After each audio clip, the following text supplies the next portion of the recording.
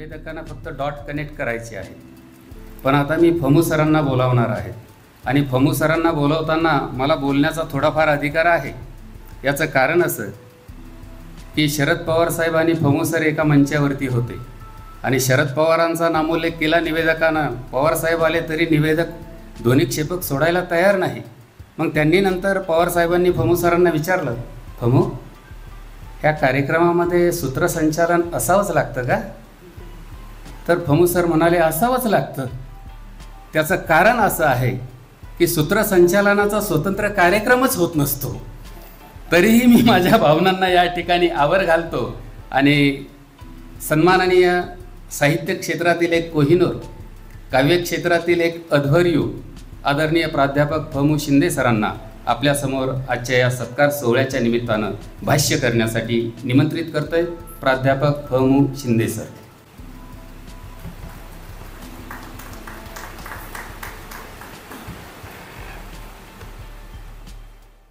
सन्माननीय विचारपीठ आणि आदरणीय डॉक्टर चंद्रदेवजी कवडे यांच्यासह उपस्थित सर्व रसिक बंधू आणि भगिनींनो,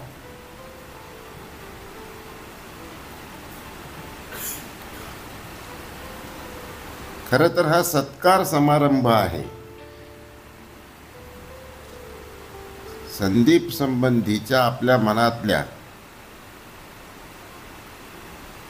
आत्मीयतेच्या, आनंदाच्या ज्या भावना आहेत त्या व्यक्त करण्याचा हा समारंभ आहे. मला इथं सांगितलं की फमू सर आता भाष्य करतील. भाष्य करण्याच्या नादी जर मी लागलो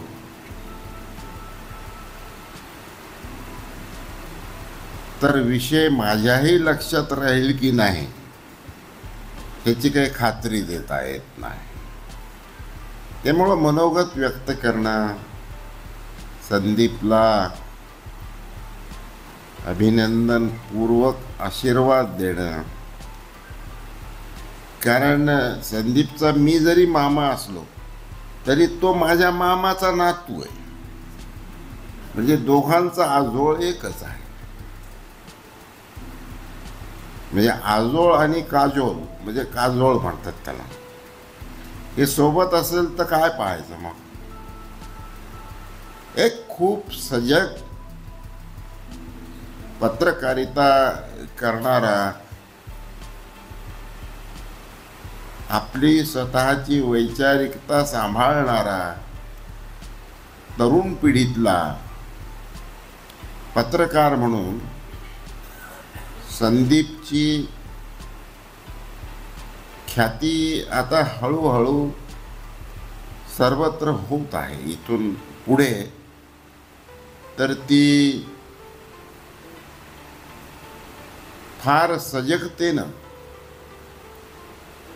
त्या ख्यातीला त्याचं कर्तृत्वच कळस चढवणार आहे ह्याची मलाही खात्री आहे.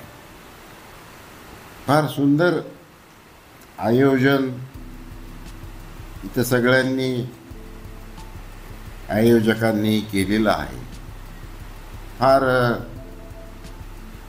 भाष्य करणाऱ्यांना लांबू नये, नाहीतर फार आयोजकांच्यावर काय अनावस्था प्रसंग येईल काही सांगता येत नाही. एक दृष्टांत तुम्हाला सांगतो. एक फार पल्लेदार व्याख्यानासाठी प्रसिद्ध असलेले वक्ते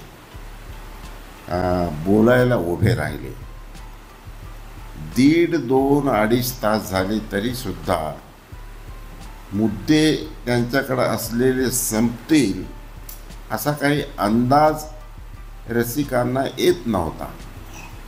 आणि हे काही थांबतील असं वाटत नाही, असं एका जाणकार, जरा शरीराने मजबूत असलेल्या माणसाच्या, रसिकाच्या लक्षात आलं. तो थोडा वेळ बाहेर गेला. यांचं व्याख्यान चालूच होतं आणि थोड्या वेळानं एक चांगला उंच असा मोठा दंडा असा हातात घेऊन समोरच बसला. आता असं जर झालं तर ते दंडेवाल्या माणसाकडे पाहून वक्ता थोडासा घाबरला, म्हणजे दिसू लागलं त्याच्या चेहऱ्यावर. तर त्यानं सांगितलं त्या दंडेवाल्या, तुम्ही अजिबात घाबरू नका, तुम्ही अजून 1 तास बोललात तरी चालेल, तुमचं व्याख्यान ज्यानं ठेवलेलं आहे त्याच्या शोधात मी आहे. त्याच्यामुळं आयोजकांनी सुद्धा फार सांभाळून राहावं लागतं. पण इथे फार नीटनेटकं आयोजन कार्यक्रमाचं केलेलं आहे आणि खूप छान संयोजन आणि सगळी मंडळी आमचे लुलेकर आहेत, ही सगळी मनस्वी बोलणारी मंडळी आहेत. आता मी सांगितलं संदीपचं आमचं जे नातं आहे तर ते मामा के भांजे असं नातं आहे. तर त्याच्यावर मी कितीही बोलू शकतो. जे नात्याबाहेरचे आहेत त्यांनाही इंटरेस्ट येईल असंही बोलू शकतो, कारण नात्यातलाच पाहिजे असं काही नाही. एक तार जुळणं असं म्हणतात, तार लागणं असं म्हणतात, आणि तो तारेत आहे तो वाक्प्रचार वेगळा आहे. तेव्हा तार कुठं कुठं कशी कशी झणकारेल काही सांगता येत नाही. म्हणजे अगदी तुणतुण्यापासून ते सतारीपर्यंत हे झणकार उमटताना आपण पाहत असतो. तेव्हा इथं खूप छान त्या निमित्तानं आयोजन केलं आणि उत्तम अशा प्रकारची स्मरणिकासारखं हे प्रकाशनही केलेलं आहे. आणि या निमित्तानं मला इथे उपस्थित राहता आलं, माझ्या भाच्याचं कौतुक करता आलं. असे प्रसंग फार कमी येतात आणि अगदी सुरुवातीपासून तो विद्यार्थी होता तेव्हापासून तो आज तागायत जी साने गुरुजींची धडपडणारी मुलं आहेत त्या मुलांच्या मध्ये जी एक विश्वाचा वेध घेण्याची शक्ती गुरुजींनी जसं त्यांच्यात दिली तसा हा साने गुरुजींचा धडपडणारा मुलगा म्हणजे संदीप काळे आहे. काही साधी गोष्ट नाही. आणि म्हणून त्याच्या कारकिर्दीला मी आशीर्वाद दिलेला आहे, तुमचाही आशीर्वाद आहे. फक्त बारकाईनं तुम्ही तो जे लिहितो ते तुम्ही वाचा, की ही नुसती भ्रमंती नाही, तर समाजाला नुसतं पाहून बाहेरून भिडून चालत नाही, आतून जाणून घ्यावं लागतं की अंतःप्रेरणा एखाद्या घटनेच्या काय आहे. अंतःप्रेरणा घटनेच्या मागच्या जाणून घेणारा पत्रकार एक सजग पत्रकार म्हणूनही आमच्या संदीपचं कौतुक करावं तेवढं कमी आहे.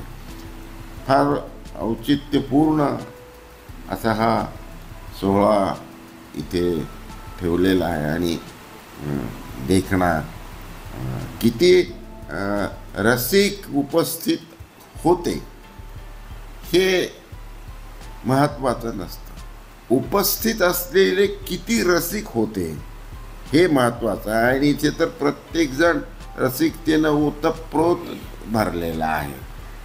आणि म्हणून शब्द झेलायला सुद्धा जोपर्यंत रसिक समोर असत नाही तोपर्यंत आपण का बोललो असा घरी गेल्यानंतर कधी कधी प्रश्न पडतो.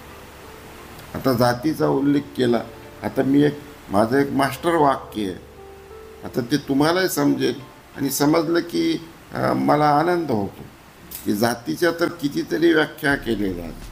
बाबासाहेबांच्यापासून थेट श्रीम माटे जातीच्या हराळीचे मूळ वगैरे सगळं.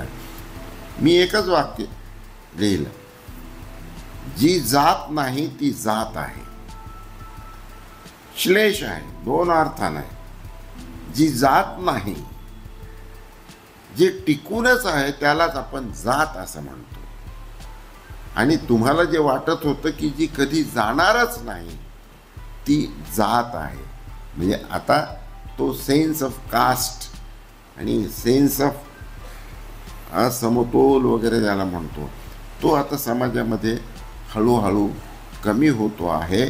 आणि माणूस माणसावर फक्त माणूस म्हणून प्रेम करतो आहे. आणि संदीप काळे या आमच्या तरुण मित्राचं तत्वामध्ये सुद्धा आणि त्यातून येणाऱ्या सत्वशीलतेमध्ये सुद्धा हेच सूत्र आहे की माणूस हा मध्यवर्ती ठेवला पाहिजे. आणि माणूस मध्यवर्ती ठेवून जिथं पत्रकारिता चालते, पत्रकारितेच्या अंगानं जिथं लेखन चालत असतं, तोच समाजाला काही सखोलतेतून त्याच्या हाती लागलेले जे मोती आहेत, अर्थ आहेत, तो देऊ शकतो. असा समाजाला काहीतरी देऊ इच्छिणारा आमचा संदीप इथे आहे. पुन्हा एकदा मी संदीपचं मनपूर्वक अभिनंदन करतो. आणि सारिकाचंही, तिथं काय आमचंच लेकरू आहे. मी म्हटलं सारिका सुरेश असं नाव आहे तिचं. म्हटलं काय नाव आहे तुझं? सारिका सुरेश एकत्रित केले, पहिले अक्षर तर सासू. म्हटलं नावातच सासू आहे तर किती धाक झाला. कारण आपल्याकडं सासू हा शब्द धाकासाठीच प्रसिद्ध आहे. मग पुढे बाकी काहीही असो, पण छान अशी सगळी वैचारिक परंपरा सुरेशची जी आहे, पत्रकारितेमधली सुद्धा आणि एकूणच माणसाकडं पाहण्याची, ती चालवते आहे. सुरेश वगैरे आम्ही सगळे समकालीन, आमच्या मिसेस सुरेश वगैरे एकाच महाविद्यालयात, वसंतराव नाईक महाविद्यालयात होत्या. तर ते लोकांना जरा नवलच वाटायचं. आम्ही शिकायला होतो तेव्हासुद्धा यांचा समाजशास्त्र विभाग वर होता, आमचा मराठी विभाग विद्यापीठात खाली होता. तर ते तेव्हापासून आम्ही सलाईन होतो, म्हणजे लाईन टाकत होतो. पण सलाईन लावायची कधी प्रसंग आला नाही, म्हणजे इतकं ते छान. आणि मी नेहमी अभिमानाने सांगतो, बायको गुजराती असल्यामुळे, की शिवाजी महाराजानंतर गुजरातवर स्वारी करणारा मीच आहे. महाराजांनी धनासाठी स्वारी केली पाहिजे होती आणि मी धणीने मिळावी म्हणून स्वारी केली होती, पण हेतू तर तोच आहे.